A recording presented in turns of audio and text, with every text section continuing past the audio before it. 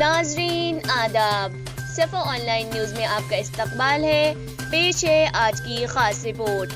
بنگلور میں اسلامی بیت المال نامی ادارے کے تحت کمپیوٹر سینٹر، فیشن ڈیزائننگ اور ٹیلرنگ انسٹیٹیوٹ جیسے ادارے کام کر رہے ہیں۔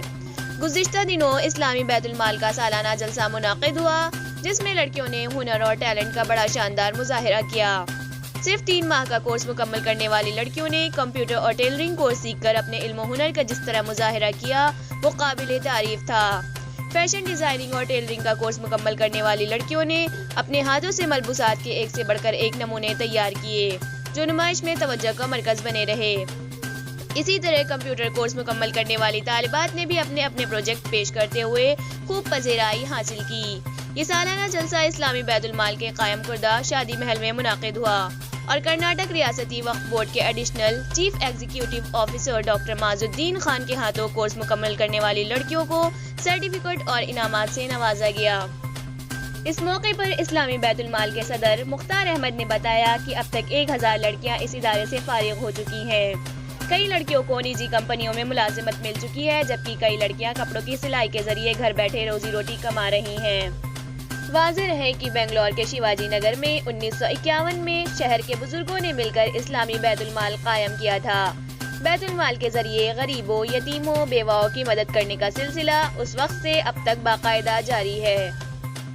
اسلامی بیت المال کے ذریعے 2 شادی ہال تعمیر کیے گئے، جس کی آمدنی تعلیم اور طبعی سرگرمیوں پر خرچ ہوتی ہے۔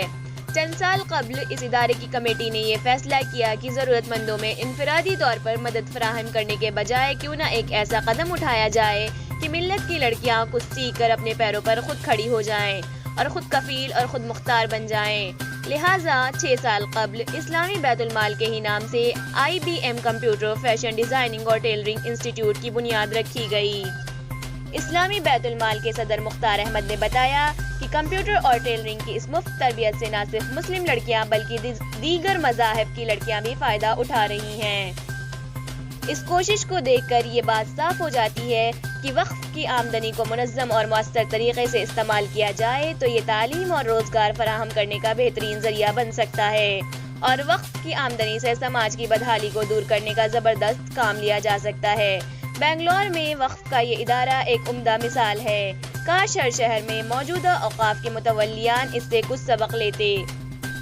ناظرین، صفا آن لائن کی تجزیاتی رپورٹ کے ساتھ اب فضا زاہد کو دیجیے اجازت، اس گزارش کے ساتھ کہ ہماری نیوز اور تجزیاتی رپورٹ کے ساتھ آپ صفا آن لائن کے ویکلی دینی پروگرام بھی دیکھتے رہیں۔